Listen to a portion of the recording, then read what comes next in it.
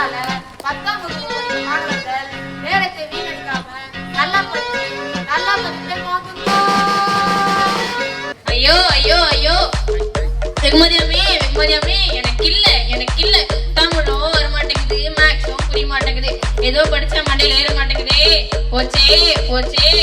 யாருப்பா இங்க வந்து இப்படி வந்து புலம்புறது? அதுவும் பாரதி ஸ்கூல்லயே வந்து புலம்புறாங்களே.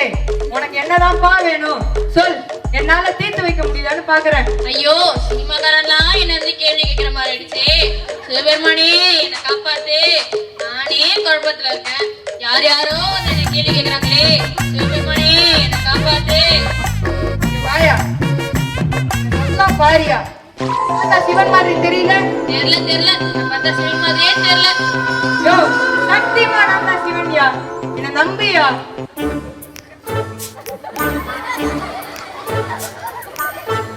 சிவன் மாதிரியும் தெரியுது, சினிமாக்கார மாதிரியும் தெரியுது, ஒரே குழப்பமா இருக்கே. ஒன்னும் குழப்பம் வேணாம், நீ தினமும் கோயிலுக்கு வந்து என்ன தரிசனம் பண்றல, அதனாலதான் உன்னோட புலம்பலை கேட்டு நானே உனக்கு உதவி செய்யலான்னு பாரதி பள்ளிக்கு வந்திருக்கேன். நான் இந்த வருஷம் முழுவதும் இந்த ஸ்கூல்ல 10ஆம் வகுப்பு படிக்கிறேன். டீச்சர்ஸ் எல்லாரும் பாடம் எடுக்கிறாங்க, எழுதவும் வைக்கிறாங்க, டெஸ்டும் வைக்கிறாங்க. மார்க் வாங்கலன்னா பேரண்ட்ஸ் வேற கூப்பிட்டு சொல்லிடுறாங்க. அவங்க வேற வீட்டுக்கு போனா மிதின்னு மிதிக்கிறாங்க. கோயில உட்காந்துருக்கோம், இங்கேயா தெரியும் என் கஷ்டம். கோயில மணி அடிப்பாங்க, போய் உட்காரு போ. அறிவேன் அனைத்தும் நான் அறிவேன். பாரதி பள்ளியும் அறிவேன். Tamil, English, maths, science, social அனைத்து பாடங்களையும் நான் அறிவேன். இதற்கு பிறகும் உனக்கு என் மேல் சந்தேகம் இருந்தால் நீ என்னை சோதித்துப் பார். கேள்வியை நீ கேட்கிறாயா அல்லது நான் கேட்கட்டுமா? வேணாம், நானே கேட்கிறேன். எனக்கு கேள்வி மட்டும் தான் கேட்க தெரியும்.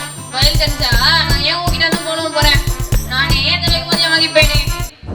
சரி, கேள்விகளை நீயே கேள். தமிழ்ல இருந்து கேள்வி. சார்பெழுத்துக்கள் எத்தனை வகைப்படும்? சார்பெழுத்துக்கள் 10 வகைப்படும். உயிர்மை, ஆயுதம், உயிரளவடை, ஒற்றளவடை, குற்றியலுகரம், குற்றியலிகரம், ஐகாரக் குறுக்கம், ஔகாரக் குறுக்கம், மகரக் குறுக்கம், ஆயுதக் குறுக்கம். சரி, பால் எத்தனை வகைப்படும்? பால் பல வகைப்படும். ஆவின் பால், ஜெர்சி பால், எருவேட் பால், ஆரோக்கிய பால், கரும்பு மில்க், இன்னும் பல பால்கள். ஐயோ பால்லாம் சொல்றானே, இது வந்து டூப்ளிகேட் செய்யணும். நான் சும்மா சொன்னேன். பால் 5 வகைப்படும்.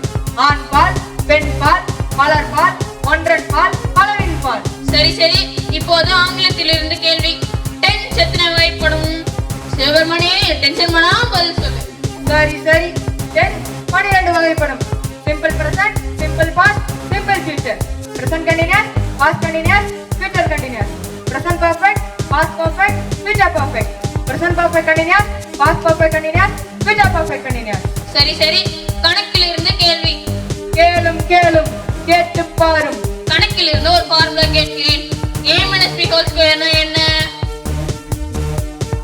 தெரியல, ஒண்ணும் தெரியல. சற்று பொறுமையார்கள் தர்மி அவர்களே. a - b ஹோல் ஸ்கொயர் என்றால் a square - 2ab + b square.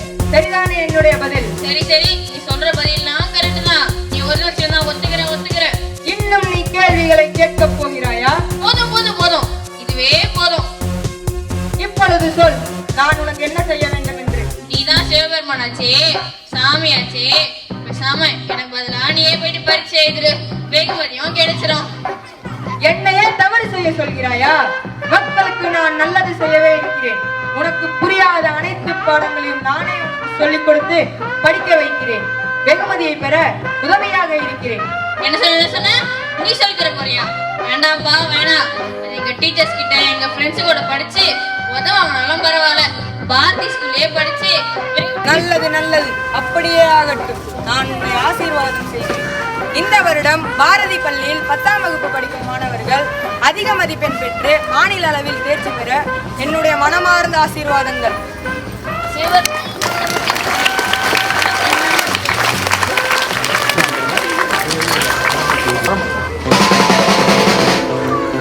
முயற்சி திருவினையாக்கும், முயன்றால் சாதிக்க முடியும். ஆகவே சகோதர சகோதரிகள் மாணவர்களே, கல்வியின் வேர்கள் கசப்பானவை, ஆனால் நீங்கள் சுவைக்கும் கனியோ ருசியானவை. அதிகமாக செதுக்கப்படும் கல் எப்படி ஒரு கோயில் சிலையாக மாறுகிறதோ அதுபோல மாணவர்கள் பள்ளியில் செதுக்கப்படுகிறார்கள்.